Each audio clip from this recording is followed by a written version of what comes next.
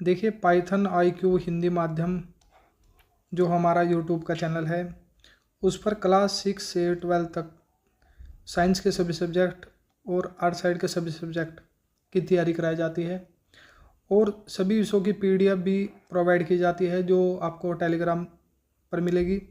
Board परीक्षा से संबंधित टेस्ट सीरीज देखने को मिलेगी, जो आपके बोर्ड परीक्षा से आधारित होगी, और बायोलॉजी, फिजिक्स, केमिस्ट्री के प्रैक्टिकल भी आपको इसी पर कराए जाएंगे। देखिए मैं अपने बारे में बता दूं, मैं रोहित कुमार, मैंने MSc पर्यावरण विज्ञान इन्वायरमेंट साइंस से किया हुआ है, और ये हमारा लोगो है हमारे चैनल का, जिस पर जो पाइथन IQ हिंदी माध्यम से सर्च करके आप पहचान सकते हो। देखिए शुरू करेंगे। सबसे पहला क्वेश्चन है कि पुष्पी पादपों की संरचना और उसके भाग का वर्णन कीजिए। पुष्प एक रूपांतरित प्रवाह है, इसका मतलब क्या है? देखिए ये कोई ब्रांचेज है। देखिए यहाँ पे कोई ब्रांच निकलेगी, इससे बनेगा हमारा बाह्य दल, इससे बनेगा हमारा दल, ये जो शाखा है ये बना लेगी एंथर, ये वाली जो है ये बना लेगी स्टिग्मा, ये वाली, ये हमारा होगा मादा भाग, ये हमारा होगा नर भाग। तो इसी को कहेंगे, मतलब इस प्रकार की संरचना का रूपांतरण होना, इसको बोलेंगे रूपांतरित प्रवाह। यह शाखाओं पर पाए जाने वाले विशेष पत्र है जिसके अक्षीय भाग से एक वृंत निकलता है। मान लीजिए ये कोई पुष्प है, तो यहाँ पे जो बनेगा शाखा से, ब्रांच से, यहाँ से चलेगा हमारा सहपत्र। देखिए सहपत्र ही अपना रूप बदल के पुष्प वृंत बना लेता है। पुष्प वृंत बड़ा होकर फूलकर पुष्पासन का निर्माण करता है। यह सबसे जरूरी है। सबसे पहले हमें जानना चाहिए कि फूलों में कौन कौन से पार्ट्स होते हैं, नर भाग कौन सा होता है, मादा भाग कौन सा होता है। देखिए सबसे पहले जो आपको पहचानना है वो होगा सबसे पहले सेपल, मतलब ये हमेशा ग्रीन कलर का होगा, हरे रंग का, ये वाला। उसके बाद आएगा पेटल, ये वाला, ये रंगीन होगा, ये पीला भी हो सकता है, लाल भी हो सकता है, ये। इसके बाद आपका फिलामेंट होगा, आपका एंथर होगा, मतलब परागकोश होगा, और पुतंत होगा।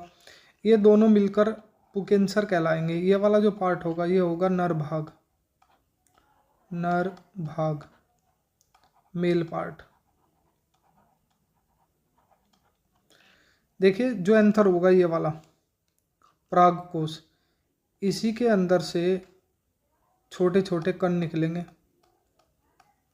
जिनको बोलेंगे परागकण। और यही क्या होगा? ये होगा नर जनन अंग। ये आपका इम्पोर्टेंट है कि नर जनन अंग कौन सा होगा, कि परागकोश से छोटे छोटे परागकण निकलेंगे और ये परागकण पीले रंग के होंगे, पीले रंग के। इसी प्रकार ये वाली संरचना देखिए, जो हमारा स्टिग्मा होगा ये वाला, ये अधिकतर आपको ऐसे रेड कलर का देखने को मिलेगा, लाल रंग का। ये क्या होगा? पूरा स्टिग्मा हुआ, स्टाइल हुआ, ये वाला पार्ट। ये पूरी ओवेरी हुई, ये वाली ओवेरी के अंदर ऐसे बने हुए ओव्यूल हुए। तो ये वाले पार्ट, ये वाला वर्तिकाग, ये चारों मिलाकर ये कौन से होंगे? ये होंगे फीमेल पार्ट, स्त्री के भाग। देखिए इसमें से हमने पहले पढ़ा था कि नर जनन अंग कौन सा होगा, वो होगा परागकण। इसमें से यदि हम देखें कि मादा जनन अंग कौन सा होगा, वो होगा ओव्यूल, ये छोटे छोटे जो इसमें से निकलेंगे इस प्रकार के, जिन्हें बोलेंगे अंड कोशिका। ये होगा मादा जनन अंग। देखिए अब ये वाला जो क्वेश्चन है इसको देखेंगे, ये नीट में आया हुआ क्वेश्चन है। नीट में देखिए इसमें बताया गया कि किसे नर युग्मक कहेंगे। हमने पीछे पढ़ा था नर युग्मक क्या होगा। भाई मान लो हमारा एंथर हुआ, मतलब पराग कोश,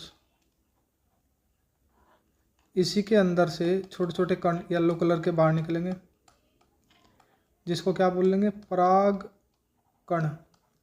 तो ये जो पराग कण है यही नर युग्मक है। तो क्या आंसर होगा, ये वाला पराग कण। ये वाला भी याद रखना है। भाग देखिए, जायांग को हम स्त्री केसर कहेंगे और पुष्प काया है मादा जनन अंग होगा। देखिए पार्ट होंगे वो होगा वर्तिकाग्र, वर्तिका होगी, अंडाशय हो गया, ओव्यूल पिछले डायग्राम में हमने देखा था। देखिए हम पिछले डायग्राम में वर्तिकाग्र होगा जो स्टिग्मा होगा, वो रेड कलर का होगा, लाल रंग का होगा और गोल होगा, मतलब लाल रंग का होगा और कैसा होगा, गोल होगा। लेकिन जो गेहूं होगा गेहूं में जो इसकी संरचना होगी वो परतदार होगी। ये इम्पोर्टेंट है। परतदार का मतलब ये वाली, ये गोल न होकर कैसी होगी, परतदार। किसमें, गेहूं में। ये इम्पोर्टेंट है। देखिए ये वाला डायग्राम, अगर आप इसको डायग्राम को देखो तो ये वाला जो आपको दिखाई दे रहा ये है स्टिग्मा, और ये सभी पुष्पों में कैसा पाया जाएगा, गोल पाया जाएगा इस प्रकार से। लेकिन इसमें इसकी संरचना कुछ इस प्रकार से है, परतदार संरचना। ये इम्पोर्टेंट है। एक इसमें है, गेहूं में। नर में क्या क्या आएगा, एंथर आएगा, पूतंतु आएगा, और एंथर में ही परागकण लगे रहते हैं। मतलब कहने का यह है कि भाई यदि मैं संरचना बनाऊं इस प्रकार की, ये हमारा क्या हुआ, एंथर हुआ, और इसी के अंदर से छोटे छोटे जो पीले रंग के येलो कलर के, ये कैसा होगा, पीला, इसी को क्या बोलेंगे, इसी को बोलेंगे परागकण। ये वाले छोटे छोटे कण। पुतंतु फिलामेंट क्या होगा, ये वाला पार्ट होगा फिलामेंट, जिससे जुड़ा हुआ होगा। ये भी याद रखने योग्य है। ये वाला दिखाया गया डायग्राम में। देखिए दलपुंज और बाह्य दलपुंज। देखिए ऐसे इसको ऐसे समझ सकते हैं, जैसे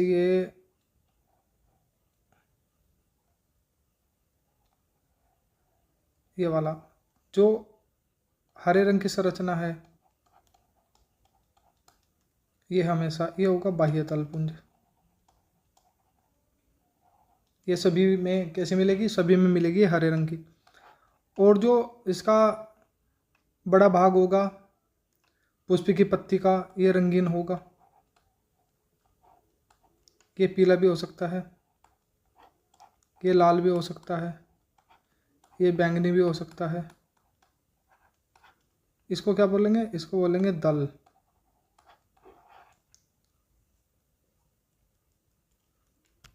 अब लिखा अगले प्रश्न में कि पुष्प जो होंगे वो दो प्रकार के होंगे। देखिए एक होगा एकलिंगी पुष्प, एक होगा द्विलिंगी पुष्प। एकलिंगी पुष्प में पुष्प या तो नर होगा या होगा मादा। कहने का मतलब है कि पुष्प जो होगा वो, मान लो ये वाला पुष्प है कि इसमें केवल मादा मादा भाग होंगे। ये वाला जो पुष्प है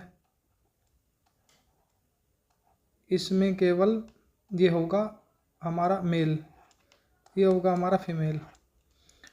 तो ऐसे पुष्प जो जिसमें नर अलग होगा मादा अलग होगा, उसको क्या बोलेंगे, उसको बोलेंगे एकलिंगी। जैसे पपीता है, पपीते में नर अलग होगा, मादा अलग। यह आपको एग्जांपल याद रखने, पपीता, नारियल का फूल, खीरा, तरबूज, सफ़ेद शहतूत, ये खरबूजा, नागफनी, ये वाले सब। तो द्विलिंगी में क्या होगा कि नर और मादा पुष्प अंग एक ही पुष्प में दिखाई देंगे, एक ही पुष्प में दिखाई देंगे। देखो कैसे, जैसे आप इसको देखो, इसमें ये फीमेल पार्ट है, ये क्या है, स्टिग्मा। ये कौन सा पार्ट है, ये फीमेल। ये हमारा है एंथर। ये कौन सा पार्ट है, ये मेल है। मतलब एक ही पुष्प के अंदर मेल भी और फीमेल भी। तो ये कौन सा होगा, ये होगा द्विलिंगी। इसी प्रकार देखो, इसके अंदर कौन सा भाग है, इसके अंदर है फीमेल भाग, स्टिग्मा खाली। इसके अंदर कौन सा भाग है, इसके अंदर है मेल पार्ट। तो ये वाले फूल जो होंगे, ये वाला ये होगा एक लिंगी, मतलब ये वाला होगा नर पुष्प, ये वाला होगा मादा पुष्प। इसमें नर और मादा दोनों जो भाग होंगे वो एक ही पुष्प में दिखाई देंगे, या उभयलिंगी पुष्प। हमारा ये हुआ हमारा पराग कोश। इसके अंदर छोटे छोटे कण रहेंगे, वो बाहर निकलेंगे ऐसे। ये कौन से, ये किस कलर के होंगे, होंगे पीले रंग के। तो ये वाले जो कण होंगे इनको क्या बोलेंगे, पराग कण। यही क्या होगा, यही होगा नर जनन अंग, ये वाला पार्ट। इसमें बताया कि परागकण मनुष्य में रोग उत्पन्न कर सकते हैं, जैसे जवर, जैसे मतलब फीवर और एलर्जी। देखिए जवार और पार्थेनियम, इसको बोलेंगे गाजर घास।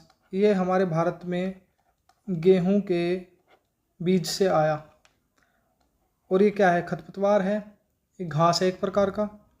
तो पार्थेनियम और जो जवार, इसके जो परागकण होंगे ये वाले, ये मनुष्य की सतह पर क्या करेंगे, या तो एलर्जी कर देंगे, और यदि मनुष्य के श्वसन के द्वारा, मुख के द्वारा, नाक के द्वारा ये परागकण बॉडी में चले जाए तो क्या उत्पन्न कर देंगे, उसको फीवर उत्पन्न कर देंगे। मनुष्य क्या हो जाएगा, फीवर हो जाएगा। तो ये बीमारी पैदा कर सकते हैं परागकण, ये भी इम्पोर्टेंट है। देखिए सबसे छोटा जो परागकण होगा वो किसका होगा, मायोसियोटिस, ये वाला, ये इम्पोर्टेंट है। नीट में इस प्रकार के क्वेश्चन आते हैं आपके, ये आपको याद रखने हैं कि सबसे छोटा परागकण किसका होगा, सबसे बड़ा परागकण किसका होगा। देखिए इसमें दिखा गया कि सबसे बड़ा परागकण किसका होगा, मेरीब्लस जलापा, ये भी इम्पोर्टेंट है। ये भी आपका नीट में आया हुआ क्वेश्चन है, ये भी आपको याद रखना है कि सबसे छोटा और सबसे बड़ा। देखिए आपको दिखाई दे रहा है कि मैं यदि बात करूं इसकी पराग कोश की,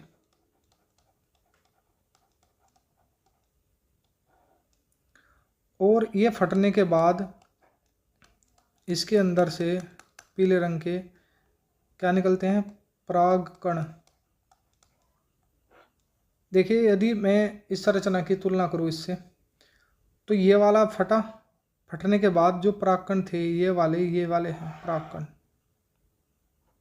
जो यहाँ पर फटने के बाद इसकी सतह पर चिपके हैं। देखो पीले रंग के हैं, पीले रंग के होंगे। देखो ये सूखे भी हो सकते हैं, ये आपके तरल रूप में भी हो सकते हैं, मतलब तेलीय, ऑयली। सूखे भी हो सकते हैं, तरल भी हो सकते हैं। मोम है, कणों की बात हो रही है, किन वालों से क्या क्या बन सकता है। जो ये वाले होंगे इनसे देखो भरपूर होते हैं, और इनको आहार में लेने से क्या होगा, आहार में लेने से ये हमारी कार्य दक्षता, मतलब जो भी हम कार्य करेंगे उसमें क्या करेंगे, उसमें बढ़ावा देंगे, उसमें वृद्धि करेंगे। ठीक है, जो धावक होंगे, मतलब जो रेस लगाते हैं, जो भी धावक, वो इसको लेते हैं परागकण को, परागकण से बने उत्पाद को, जिससे क्या होगा, उनकी बॉडी क्या होगी, उनकी बॉडी जो रहेगी वो मेंटेन रहेगी। और बॉडी को ये क्या करेंगे, बॉडी को ये ताकत देंगे। एक जो खाने से ऊर्जा नहीं मिलेगी, एक अलग प्रकार से उनकी बॉडी में ऊर्जा चली जाएगी, इसलिए इनके प्रोडक्ट को बनाया। देखिए इसमें से किस किस को बनाया, ये वाला सिरप बनाया, इसको ले सकते हैं दूध में डाल के। और ये वाला पाउडर बनाया, इसको पानी में डाल के दूध में डाल के ले सकते हैं। ये वाली क्रीम बनाई, इस क्रीम को ये चेहरे के लिए है, चेहरे पर लगा सकते हैं, पराबैंगनी किरणों से हमारी त्वचा को बचाएगी ये वाली। देखा होगा कि परागकण कितने समय तक रह सकते हैं पृथ्वी पर, इसमें यह आर्द्रता पर निर्भर करेगा। जैसे धान और गेहूं में परागकण है, वो लगभग 30 मिनट तक क्या रहेंगे, वो एक्टिव कंडीशन में रहेंगे, वो निषेचन कर सकते हैं। जबकि जो गुलाब का पौधा होगा या दलहनी पौधे होंगे,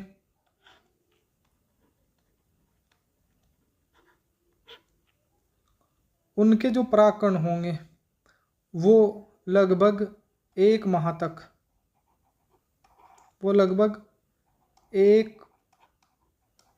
तक एक्टिव रह सकते हैं।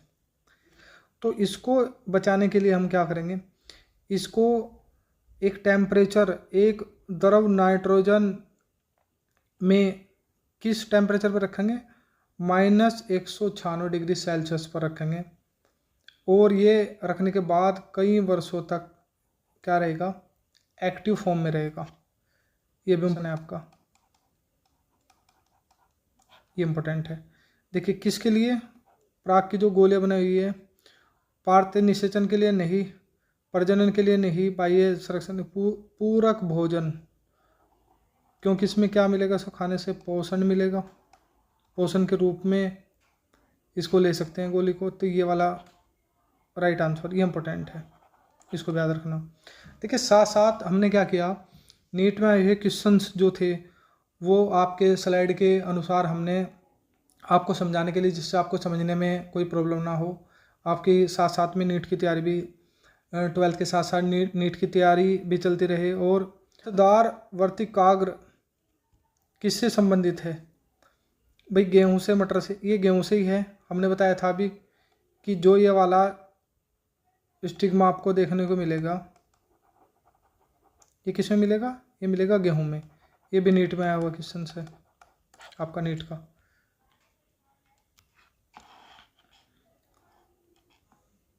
देखिए किसकी पराग जीवन अक्षमता सबसे कम है, देखिए गेहूं और चावल की कितनी थी, गेहूं और चावल की 30 मिनट, और इन वाले की कितनी थी, 30 दिन की थी, 1 माह की थी। आपने पीछे स्लाइड में देखा होगा। कौन सा परागकण 30 मिनट के अंदर अपनी जीवन अक्षमता खो देता है, किसका, गेहूं का। ये इम्पोर्टेंट है, ये भी नीट में आपका आया हुआ क्वेश्चन है।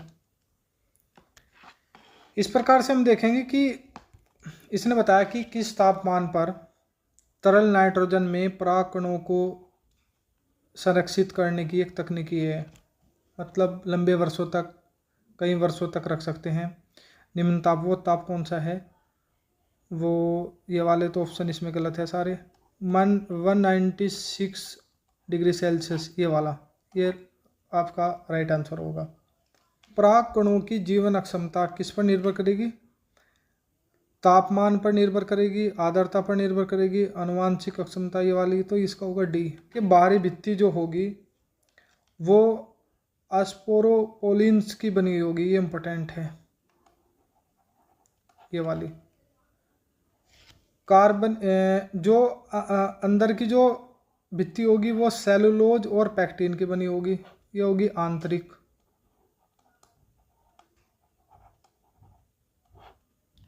ये होगी बाहरी। ये इंपॉर्टेंट है। अगला प्रश्न है कि परागकण का व्यास जो कितना होगा, 25 से 50 माइक्रोमीटर।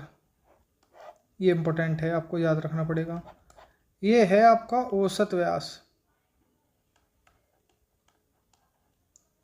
मतलब आपको अधिकतर परागकण इस साइज में देखने को मिलेंगे। परागकण तापमान और सूक्ष्म की मतलब किस कंडीशन में ये हर कंडीशन को सह सकता है परागकण, किसके कारण? ये प्रश्न बना हुआ नीट में आया क्वेश्चन से। देखिए किसके कारण, क्योंकि उनका बाह्य चोल, ये पूछा इसने कि बाह्य भित्ति किसकी बनी होगी, अभी हमने पढ़ा था इसकी, अस्पोरोपोलोलिन की। तो ये परागकण और परागण इन दोनों में बहुत डिफरेंट है। परागण एक प्रकार की विधि है, एक विधि है, मेथड है, एक क्रिया है। देखिए परागण दो प्रकार का होता है। परागण क्या कह रहा है कि परागकणों का वर्तिकाग्र पर चले जाना, मतलब इन कणों का, जैसे ये है कोई नर भाग पुष्प का और ये है मादा। तो मादा पे क्या होगा, ये वाला, ये होगा हमारा स्टिग्मा। तो इन कणों का इन पर चले जाना, इसको क्या बोलेंगे, परागण, ये वाला। तो परागण क्या है, एक मेथड है कि परागकणों का स्टिग्मा पर जाना, वर्तिकाग्र पर चले जाना। देखिए परागण दो प्रकार का होगा, एक होगा स्वपरागण, एक होगा परपरागण। देखिए इंपॉर्टेंट है, स्वपरागण में क्या होगा कि एक पुष्प के परागकण उसी पुष्प पर या उसी पौधे के किसी दूसरे पुष्प के वर्तिकाग्र पर चले जाए, इसको क्या बोलेंगे, इसको बोलेंगे स्वपरागण। कहने का मतलब है ये कोई हमारा फूल है,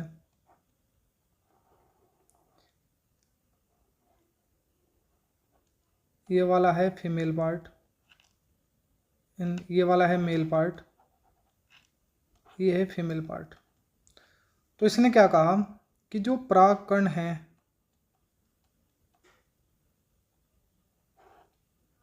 एक ये वाला फूल है,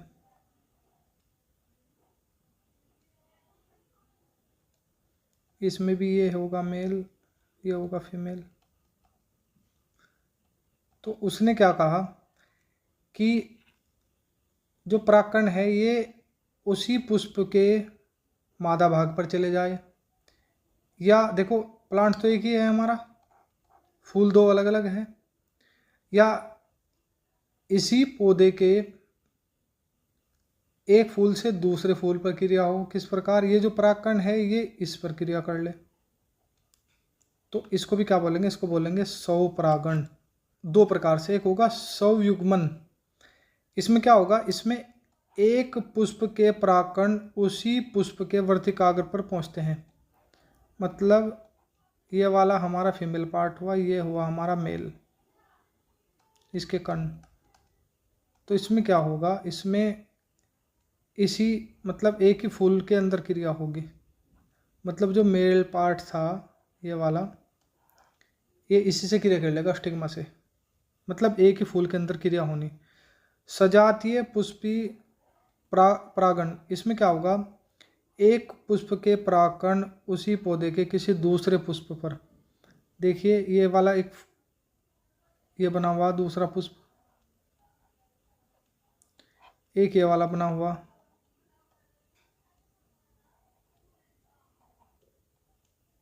देखो एक ही फूल है। तो इसमें क्या होगा, इसमें भी यहाँ पे परागकण है, तो ये परागकण इस पर चले जाए, ये वाले परागकण यहाँ पे आ जाए, ये वाले परागकण यहाँ पे चले जाए, इस पे फीमेल पार्ट पे। तो एक ही पुष्प के अंदर परागकण कहाँ पे पहुँच रहा है, स्टिग्मा पर। एक तो ये वाली कंडीशन, एक कंडीशन यह है, देखो प्लांट एक ही है, इसमें दो फूल है, एक ये वाला फूल, एक ये वाला फूल। तो इसके परागकण इसके स्टिग्मा पर क्रिया कर रहे हैं। इसको क्या बोलेंगे? इसको बोलेंगे स्वपरागण। इस वाले को इसको बोलेंगे स्वपरागण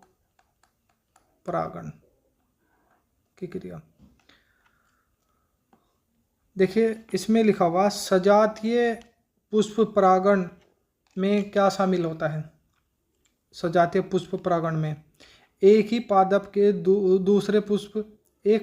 दूसरे पुष्प के परागण द्वारा उसी पादप, मतलब प्लांट एक होना चाहिए, फूल अलग अलग होने चाहिए। मतलब कहने का यह है कि यदि मैं डायग्राम बनाऊं,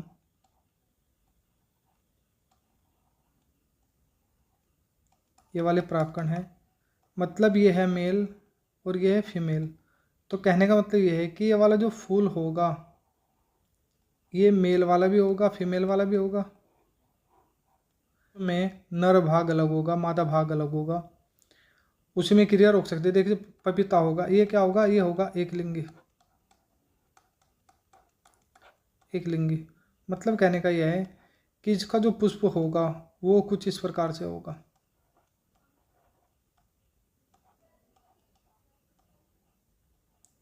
इसका जो पुष्प होगा वो ये होगा नर पुष्प, ये होगा मादा पुष्प, ये वाला। तो पुष्प अलग अलग होंगे भाई। इसमें तो क्रिया होने की नहीं है वाली। क्रिया किसमें होगी? जिसमें नर और मादा भाग एक ही पुष्प में होंगे, उसमें ये वाली प्रक्रिया होगी संयुग्मन की। तो इसने बोला कि संयुग्मन न हो, किससे रोक सकते हैं? देखिए खीरा का जो प्लांट होगा ये मेल और फीमेल दोनों होगा, इसमें भी मेल और फीमेल दोनों होगा।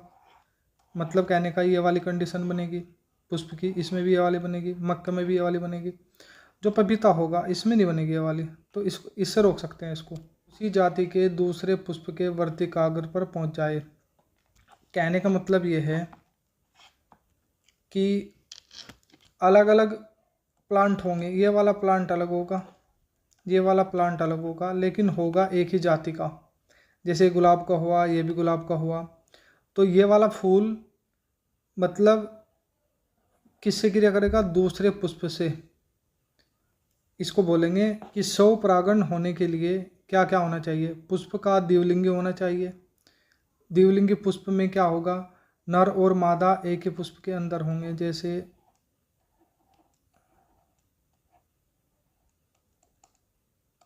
जैसे ये वाला, ये कौन सा पार्ट है? ये है फीमेल पार्ट। ये कौन सा पार्ट है? ये है मेल। तो पुष्प के अंदर देखो मेल और फीमेल एक ही पार्ट में है, तो स्वपरागण होने के लिए क्या होगा? जो परागकण होंगे वो स्टिग्मा पर चिपक जाएंगे। तो ये वाला होना जरूरी है। दूसरा है कि समकाल पक्वता।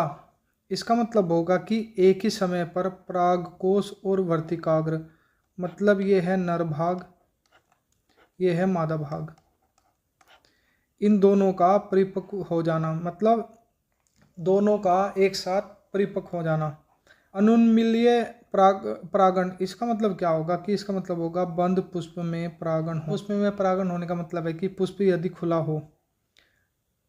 खुला हो तो इसमें दूसरे पुष्प के परागकण भी आकर क्रिया कर सकते हैं, तब तो स्वपरागण नहीं होगा।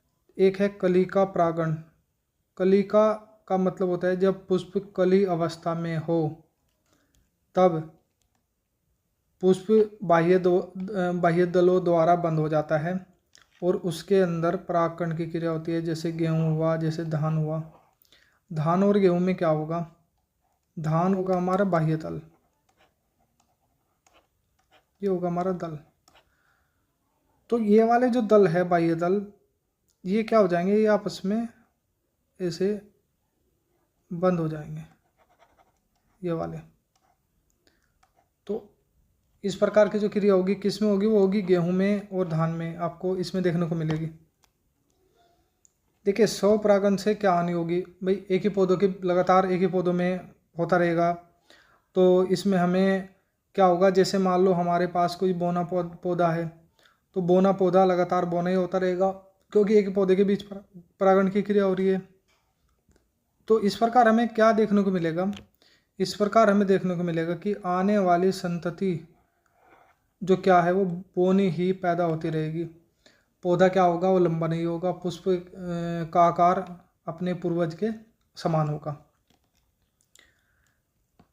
देखिए अब पढ़ेंगे पर परागण। पर परागण का मतलब है दो अलग अलग पुष्पों पर परागण की क्रिया का होना।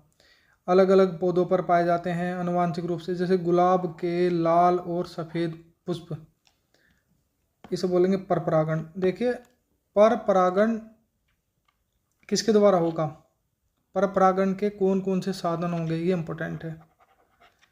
देखिए वायु द्वारा, जल द्वारा और जंतु द्वारा। देखिए मैं आपको बताऊं, जैसे ये हमारा कोई प्लांट है, ये हमारे परागकण है, ये हमारा दूसरा प्लांट है, ये है हमारा फीमेल पुष्प, ये है हमारा मेल। तो जैसे हवा चली, मान लो ये वाली हवा चली, तो हवा में ये उड़ेंगे परागकण, परागकण उड़कर यहाँ पे टकरेंगे। तो इसमें क्या होगा, वायु द्वारा इसमें पुष्प छोटे होंगे और अधिक परागकण उत्पन्न करेंगे। भाई परागकणों का अधिक होना मतलब हवा में उड़ना अधिक, तो मतलब यह है कि अस्टिग्मा से टकराने की संभावना बनी रहे। इसमें क्या होगा, इसमें परागकणों का अधिक उत्पन्न होना ही किसको, पुष्प छोटे होंगे, छोटे पुष्प होने की वजह से वो क्या करेंगे, परागकण को अधिक संख्या में बना लेंगे। और जो परागकण होंगे वो सूखे होंगे, ठीक है, सूखे होंगे तो उड़ने में आसानी मिलेगी, उड़कर दूर तक जाने में आसानी मिलेगी, ये वाली कंडीशन। देखिए जल द्वारा और जंतु द्वारा, इनको अलग अलग पढ़ेंगे। जैसे चमगादड़ द्वारा भी होगा, सांपों के द्वारा भी होगा, कीटों द्वारा होगा, पक्षियों द्वारा होगा, घोंघे द्वारा होगा, इम्पोर्टेंट है ये वाले सब। इनको बारी बारी से पढ़ेंगे। देखिए अगला प्रश्न है कि वायु परागित पुष्प छोटे होंगे, अभी पढ़ा था हमने, बड़ी संख्या में सूक्ष्म परागकण का निर्माण करेंगे, ये इम्पोर्टेंट है, नीट में आया क्वेश्चन है, इसको भी आप देखेंगे। तो ये वाले प्रश्न जो है उस प्रकार से प्रश्न बनते हैं नीट में, इसको भी आपको ध्यान रखना है किस तरीके से आपको पढ़ाई करनी है एनसीईआरटी से। ये आप हमारी वीडियो से देख सकते हो, जानकारी ले सकते हो। पर परागण के लिए अनुकूलन या अनुकूलता, पर परागण के लिए पुष्प का एक लिंगी होना आवश्यक है, जैसे पपीता हुआ, ताड़ हुआ। पुष्प के नर और मादा अलग अलग समय पर परिपक्व होंगे, इस क्रिया को क्या बोलेंगे, इस क्रिया को बोलेंगे डाइकोगेमी। इसके अंतर्गत दो क्रिया होती है। देखिए इसने क्या कहा कि पुष्प का नर भाग और मादा भाग, इन दोनों में से या तो पहले ये वाला परिपक्व हो जाए या ये वाला बन जाए।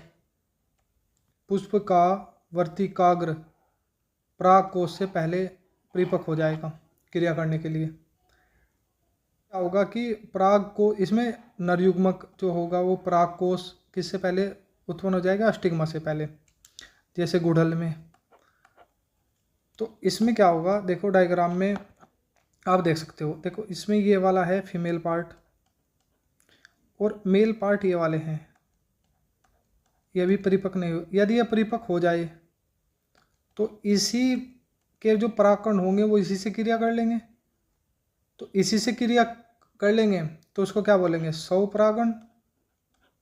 और स्वपरागण तो हमें पढ़ना ही नहीं है, पढ़ तो हम रहे हैं परपरागण। तो पौधे परपरागण की क्रिया को अपने आप भी रोक सकते हैं। देखिए ये वाला, इसमें क्या हुआ, दूसरे पुष्प में जो हमारा एंथर है, जो हमारा मेल पार्ट है वो तो उत्पन्न हुआ, लेकिन जो फीमेल पार्ट है वो उत्पन्न नहीं हुआ। तो इसलिए अब क्या होगा इसमें कि ये वाले जो परागकण हैं ये किसी दूसरे पुष्प से जाकर क्रिया करेंगे, दूसरे पौधे से, न कि अपने वाले से। देखिए इस प्रकार आप इसमें देख सकते हो, ये वाला जो फीमेल पार्ट है ये तो क्रिया करने के लिए उत्पन्न हुआ, परिपक्व हो गया, एक्टिव हो गया, लेकिन जो मेल पार्ट है ये वाले, ये अभी क्या है, इनएक्टिव है। तो यदि एक्टिव हो जाए तो ये वाला पौधा इसी से क्रिया कर लेगा अपने पुष्प से, तो परपरागण की क्रिया नहीं होगी। तब इसमें कौन सी क्रिया होगी, स्वपरागण। तो स्वपरागण की क्रिया न हो, इसलिए पुष्प ने क्या किया कि नर भाग या मादा भाग किसी एक को एक दूसरे से पहले ही परिपक्व कर लिया। देखिए इसमें क्या होगा, उन्मील पुष्प का मतलब होगा कि खुला हुआ पुष्प। पुष्प क्या होना चाहिए, खुला हुआ पुष्प, जिससे परपरागण के अवसर यहाँ बढ़ जाते हैं। यदि पुष्प बंद हो, मान लो एक ये वाला पुष्प है खुला हुआ, एक ये वाला पुष्प है, ये पुष्प बंद है, एक ये वाला पुष्प है, तो बंद है का मतलब ये है कि ये वाला भी बंद है। मान लो इसके परागकण है, ये हवा में उड़ेंगे तो उड़कर ये तो पुष्प बंद है, इससे तो क्रिया नहीं होगी। ये वाला भी बंद है, इससे भी क्रिया नहीं होगी। तो इसका मतलब है कि पुष्प का खुला हुआ होना जरूरी है, किसके लिए, परपरागण के लिए इम्पोर्टेंट है। और ये किस में होगा, कनकोआ में होगा, पेंसी में होगा, खट्टी बूटी, ये वाले। एक है विषम वर्तिकात्व, इसमें क्या होगा, पुष्प में वर्तिका की लंबाई अलग अलग पाई जाएगी, जैसे चमेली का पुष्प, प्रिमरोज का पुष्प, ये वाला। इस वाले में देखो, इस वाले में इसकी लंबाई अलग है, इस वाले में इसकी लंबाई अलग है। इसमें छोटी लंबाई है, ये इनएक्टिव है भी, ये एक्टिव है जनन के लिए। तो ये वाली। अगला प्रश्न देखेंगे, इसमें है स्वबंधता। स्वबंधता में क्या है कि जो पुष्प होंगे, एक ही जो पौधा होगा, पौधे की एक ही ब्रांच से निकले अलग अलग पुष्प, उसमें एक ही जो पुष्प होगा वो खुला हुआ होगा, बाकी जो पुष्प होंगे वो बंद होंगे। और जैसे आलू का, आर्किड का, इसमें क्या होंगे, ये वाला जो पुष्प होगा दूसरे वाले प्लांट से क्रिया करेगा, ये वाले उड़कर कहाँ पे चले जाएंगे, यहाँ पे आ जाएंगे। ये वाले खुले रहते तो ये आपस में क्रिया कर लेते। अगला टॉपिक है परागण के कारक। ये दो कारक होंगे, एक होंगे जैविक मतलब जीवों द्वारा, एक है अजैविक, इसमें होगा मतलब वायु द्वारा या जल द्वारा, ये होगा जीवों द्वारा। जैविक कारक में होगा कि जब परागण जीवों के द्वारा होता है, इसे हम क्या बोलेंगे, इसे बोलेंगे हम जैविक कारक। देखिए सबसे पहले पढ़ेंगे हम कीट परागण। जो कीट परागण करेंगे वो वाले पुष्प कैसे होंगे, वो वाले पुष्प बड़े होंगे, रंगीन होंगे, सुगंधित होंगे, मतलब कीटों को आकर्षित करने वाले होंगे। उनमें क्या होगा, कीट क्या होगा, उनसे भोजन लेंगे या मकरंद लेंगे, इसको बोलेंगे नेक्टर। नेक्टर मतलब फूलों का रस। जैसे हमारी मधुमक्खी होगी, मधुमक्खी ये वाली क्या लेगी, ये वाली लेगी ये वाला नेक्टर फूड में, ये वाला देखेंगे। जैसे मधुमक्खी हुई, तितली हुई, चींटी हुई इत्यादि नेक्टर प्राप्त करने के लिए उनसे आकर्षित होकर क्या करेंगे, परागण करेंगे। ये वाले फूल होंगे, सालविया का हुआ, बरगद का हुआ, पीपल का हुआ, अंजीर का हुआ, मटर का हुआ, आक का हुआ, ये वाले। देखिए इसमें फूलों का रस लेने के लिए क्या किया इसने, मधुमक्खी ने एक पुष्प पाई, इसके शरीर पर, इसके पंखों पर, इसकी बॉडी पर, आप अगर ध्यान से देखो यहाँ पे, उसके पैरों पर, इसके मुख पर क्या चिपके हैं, परागकण। तो अब ये उड़कर दूसरे पुष्प पर जाएगी और उस पुष्प का जो फीमेल पार्ट होगा, मतलब स्टिग्मा, उस पर ये जाकर क्या छोड़ देगी, परागकण को छोड़ देगी। तो मतलब दुनिया का सबसे बड़ा फूल रिफ्लेशिया, ये वाला पुष्प है दुनिया का सबसे बड़ा फूल। इसमें जो परागण होगा वो किसके द्वारा होगा, वो होगा कैरियन फ्लाई, एक मक्खी होगी ये वाली, ये वाली। तो ये वाली क्या करेगी, ये इन वाले पुष्प में क्या करेगी, परागण की प्रक्रिया करेगी। ये वाला जो आपका क्वेश्चन है, ये भी आपका नीट में क्वेश्चन है, ये वाला इम्पोर्टेंट है, बार बार इसके प्रश्न आते हैं मेडिकल एग्जाम में, नीट में। देखिए दूसरा है पक्षियों द्वारा, पक्षियों द्वारा परागण, जैसे हिमिंग बर्ड हुआ, सिल्क कॉटन में परागण। देखिए इसमें क्या होगा, डायग्राम से अगर समझो, जैसे हिमिंग बर्ड आई, इस पर बैठी, बैठने के बाद इसकी बॉडी से क्या लगे, इसकी बॉडी पर लगे हैं दूसरे पुष्प या पुष्प से आई है परागकण, इस पर बैठेगी। ये वाला फीमेल पार्ट है, ये वाला फीमेल पार्ट, तो इस पर क्या छोड़ देगी, ये वाले कण इस पर छोड़ देगी। तो ये वाली प्रक्रिया इसको क्या बोलेंगे, इसको बोलेंगे पक्षी द्वारा। देखिए कीटों में सबसे जो ज़्यादा कौन करेगा परागण, वो करेगा मधुमक्खी। नंबर 2 पे आएगी तितली। देखिए पहले तितली सर्वाधिक करती थी, लेकिन अब तितलियों की जो संख्या है वो कम होने लगी, इसलिए ये इम्पोर्टेंट है। ये भी प्रश्न आता है कि कीटों में सर्वाधिक परागण की प्रक्रिया में कौन भाग लेता है, तो इसमें ऑप्शन लगाएंगे मधुमक्खी। देखिए घोंगे द्वारा, इसमें क्या सारा पौधे, मतलब स्नेक प्लांट देखने में कैसा लगता है, जैसे सांप के द्वारा प्लांट हो ये वाला। इसमें कौन करेगा, ये घोंगा करेगा, ये वाला इम्पोर्टेंट है, ये भी प्रश्न नीट में आता है। अब है चमगादड़ द्वारा, चमगादड़ द्वारा परागण देखिए केले में होगा, अमरूद में होगा, कदम में होगा। देखिए ये वाले जो पुष्प होंगे वो रात में खिलेंगे, अधिक मकरंद वाले होंगे, जो फूलों का रस होगा उसमें हम बोल देंगे, उसमें जो महक होगी वो क्या होगी, वो ज़्यादा होगी, महक देने वाले होंगे। मकरंद मतलब रस जो होगा वो रात को अधिक निकलेगा पुष्प से, इसलिए चमगादड़ क्या करेंगे, इन वाले पुष्प पे आकर अपने फूड की तलाश में इन वाले पुष्प से क्या लेंगे, भोजन लेंगे, केले से, अमरूद से, कदम से। देखिए डायग्राम में दिखा हुआ है, जैसे ये वाला चमगादड़ है, ये भोजन की तलाश में आया इस वाले पुष्प से, और इसकी बॉडी पर अब क्या लगे, परागकण लगे, ये जाके चले जाए अब दूसरे पुष्प पर, उस पुष्प के मादा भाग पर क्या छोड़ दें, परागकण।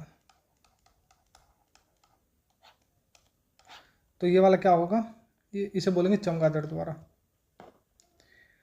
देखिए एजेविक में क्या होगा, एजेविक में वायु द्वारा और जल द्वारा परागण आएंगे।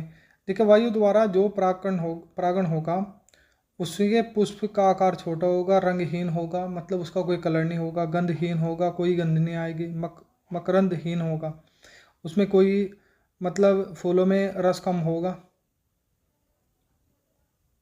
परागकण छोटे होंगे, हल्के होंगे, सूखे होंगे, जिससे वो उड़ सके हवा में, छोटे होंगे, उड़ने में आसानी रहे, हल्के होंगे वजन में, उड़ने में आसानी रहे, सूखे होंगे, और अत्यधिक मात्रा में निकलते हैं।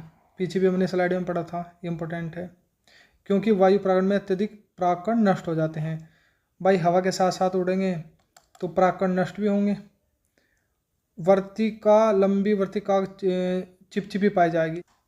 देखिए इसका जो एग्जाम्पल है, मक्का, नारियल, खजूर, भांग, घास और बांस, इम्पोर्टेंट है, याद रखना कि वायु के द्वारा किन किन पौधों में परागण होता है। देखिए जल द्वारा परागण, जो पुष्प आकार में छोटे होंगे, रंगहीन होंगे, गंधहीन होंगे, मकरंद होंगे, और परागकण हल्के व मोम की परत लगी रहेगी परागकणों पर। मोम की परत। क्यों?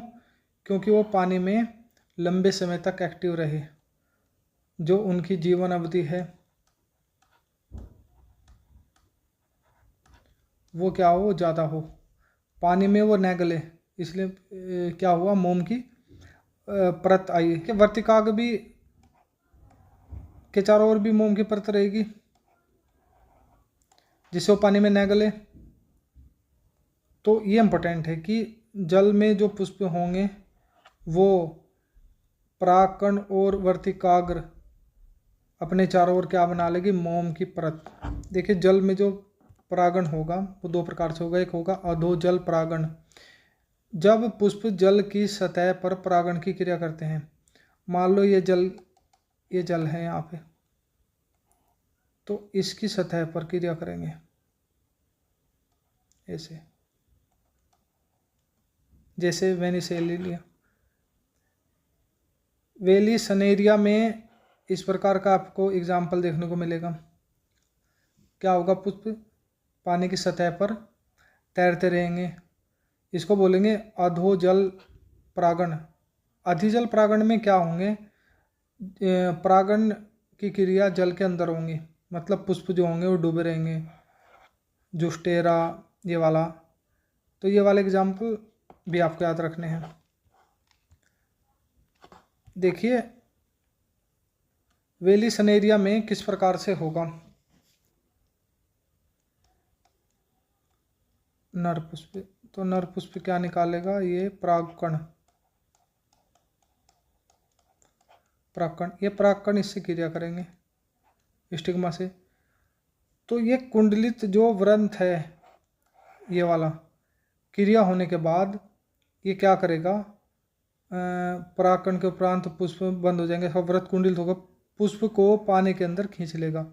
ये जो बाहर आया था क्रिया हो सके परागण की, इसलिए क्या आया, फीमेल पार्ट बाहर आया, और क्रिया होने के बाद ये कुंडलित संरचना इसको क्या कर लेगी, अंदर खींच लेगी, और ये वाला कहाँ पे आ जाएगा, यहाँ पे आ जाएगा, पानी के अंदर डूब जाएगा। दूसरा है समुद्री घासों में। देखिए समुद्री घासों में किस प्रकार होगा, जल के अंदर ही प्रक्रिया होगी। जल के अंदर कैसा, मतलब जैसे जल है, ये वाला हमारा, ये हमारा फीमेल पार्ट है, ये हमारा मेल पार्ट है। तो इससे क्या हुआ, ये पानी में से बहते रहेंगे ऐसे पानी के साथ साथ। तो ये वाले जो परागकण हैं, ये वाले, ये किससे टकरेंगे, या स्टिग्मा से टकरेंगे, ये वाले पानी के अंदर।